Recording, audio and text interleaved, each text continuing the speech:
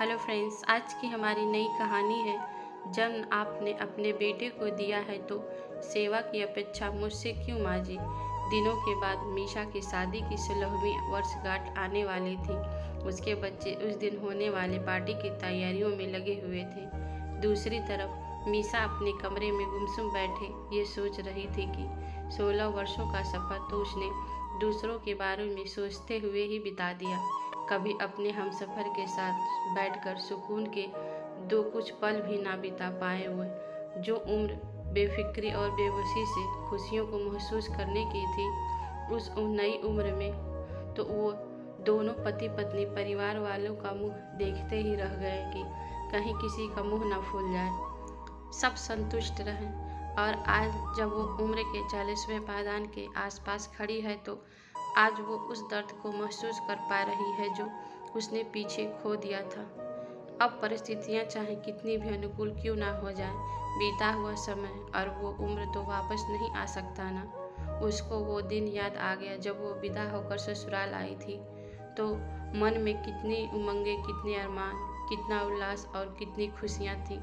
तरुण को पति के रूप में पाकर बेहद संतुष्ट थी मीशा। आखिर एक समझदार और प्रेम और आदर देने वाला साथी हो तो औरत को और क्या चाहिए होता है। दूसरी तरफ उसकी सास अनीता जी बेहद तेज तर्रार और जिद्दी स्वभाव की महिला थी। परिवार के हर सदस्य पर अपनी मर्जी थोपना और सबको अपने हिसाब से नाच नचाना उनकी आदत में शुमार था। यहाँ तक कि वो अपने पति दिपेश जी को भी कभी कुछ नहीं समझती थी। मीशा को तरुण का व्यवहार देखकर हमेशा यही लगता कि शायद ये अपने पापा को माँ से हमेशा दबा हुआ देखकर खुद भी दबे सहमे रहते हैं। तरुण अपनी माँ की हर जायज़ और नाजायज़ बात पर चुप ही रह जाते थे और उन्हीं को देखकर मीशा को भी सब कुछ चुपचाप सहना पड़ता था, क्योंकि वो अपने सीधे साधे पति को अपनी तरफ से दुखी देना नहीं चाहती थी। बस अनीता जी अगर किसी से हारती थी तो वो अपनी लाडली बेटी अलका से, क्योंकि वो भी स्वभाव में अपनी माँ की तरह तेज थी। बस बाहर रहकर पढ़ाई और नौकरी करने के कारण उनको लोगों के बीच संतुलन बनाना आ गया था। और यहाँ घर पर भी उनकी जगह तो तरुण से ऊपर ही थी, पर जिम्मेदारियों के नाम पर वो सिर्फ सलाहकार का काम करती थी, और वो भी सिर्फ फ़ोन पर जाने क्या जादू था कि तरुण की सारी भागदौड़ और मेहनत पर उनकी 2-4 बातों से पानी फिर जाता और अनीता जी तरुण का नाम तक ना लेती और बिटिया का यशगान चारों तरफ गाया करती थी। जब अनीता जी मीशा के साथ दुर्व्यवहार करती तो उसे दुख तो होता था, पर वो ये सोचकर चुप रह जाती कि चलो मेरी तो सास है, सास कब बहू को बेटी बना स्नेह दे पाती है।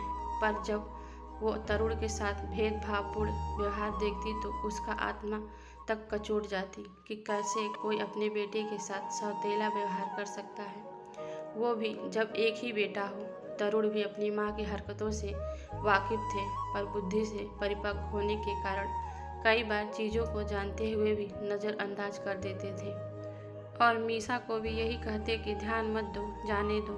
और पति की बात को मानते हुए मीशा अनीता जी के किए गए भेदभावपूर्ण रवैये, फिर चाहे वो छोटे से काम के लिए भी थक कर सोए हुए तरुण को बेफिक्री से जगा देना हो, और वहीं पर बिटिया रानी रिमोट के लिए बैठी हो पर उनको डिस्टर्ब न करना हो, या फिर मीशा के शादी में मुँह दिखाई पर मिले उपहारों को अपने पास रखकर अलका को पसंद करा देना, यह कहकर कि देख लो बेटा, ये सब कुछ मेरे व्यवहार से मिला है, तुम्हें जो पसंद हो तुम ले लेना। और रोज़ की ऐसे ही तमाम बातें हो जाती थी जो मीशा को हमेशा एहसास दिलाती थी कि उसकी हैसियत घर में काम वाली से ज़्यादा कुछ भी नहीं है। और उसके साथ आए दिन अनीता जी के ताने सुनने को मिले कि करना तो लड़के बहू को ही पड़ता है, बहू इसी दिन के लिए आती ही है कि सास ससुर की सेवा करे। जब कभी दिपेश जी मीशा के लिए कहते कि ये तो हमारे बिटिया है तो अनीता जी तपाक से उनकी बात काट कर कहती, ऐसा है कि जी बहू कभी बेटी नहीं बन सकती, और मीशा मन मरोस कर रह जाती। उसको पिता तुल्य ससुर के स्नेह से भी वंचित कर देती थी अनीता जी। तरुण सब कुछ समझते हुए भी बेटे का फर्ज निभाने को तैयार रहते थे। आज परिस्थिति यह हो गई थी कि अब मीसा का चित्त पट गया था सबसे। अब वो पहले की तरह शांत चित्त की जगह चिड़चिड़ी हो गई थी। अब वो अपना शेष जीवन सुकून से बिताना चाहती थी। एक दिन अनीता जी फिर से बातों बातों में ज्ञान देते हुए बोली, भाई आजकल की बहुओं तो सास की सास बनकर रहती हैं, कोई सेवा भाव नहीं, कोई आदर सम्मान नहीं, जबकि सास ससुर के प्रति जिम्मेदारी लड़के बहू की ही होती है। जो माता पिता की सेवा नहीं करते वो कभी खुशी नहीं रहते। वैसे तो ये बातें मीसा पिछले 15 सालों से निरंतर शांत होकर सुन लेती थी, पर पिछले 1 साल से उसको इस सब बातों से अनिच्छा सी हो गई थी और आज सालों के गुब्बार बाहर निकलना चाह रहा था।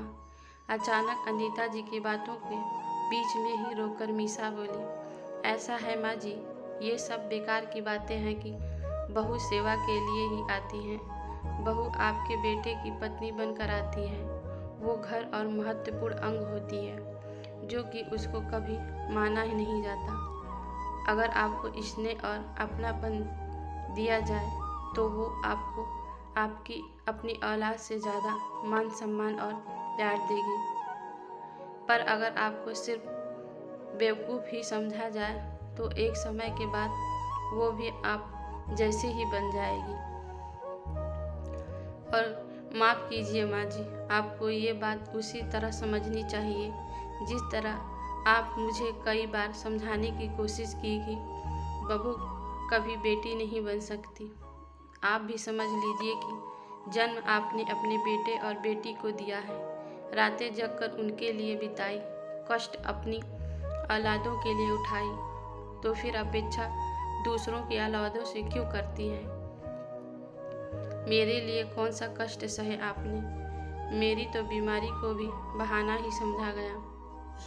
मेरी वजह से किसी का जीवन प्रभावित नहीं हुआ, फिर सबकी वजह से मैं ही क्यों अपनी इच्छाओं को मारती गई?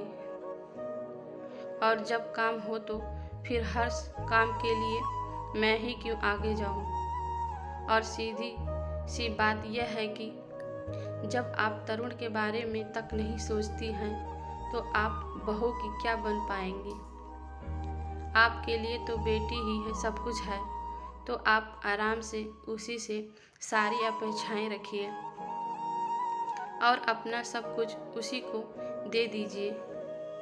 यकीन मानिए, मुझे अलका से कोई समस्या नहीं है, बस मुझे मेरे हिस्से का सुकून दे दीजिए जो मैं 16 सालों से ढूंढ रही हूँ। बोलते बोलते मीसा की आंखों में आंसू का अनवरत बहते हुए जा रहे थे और अनीता जी अपने कर्मों का चलचित्र तटस्थ होकर सुन रही थी।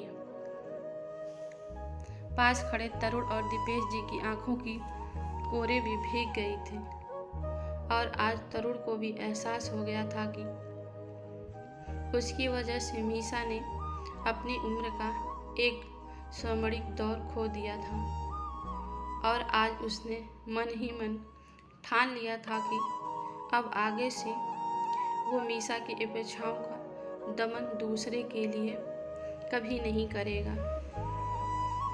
उसकी पत्नी हर उस खुशी की हकदार होगी जो आज तक उसने दूसरों के लिए खोई हुई है। दोस्तों, आपको मेरी कहानी कैसी लगी कमेंट करके ज़रूर बताएं और चैनल पर नए हैं तो चैनल को सब्सक्राइब करना ना भूलें। धन्यवाद।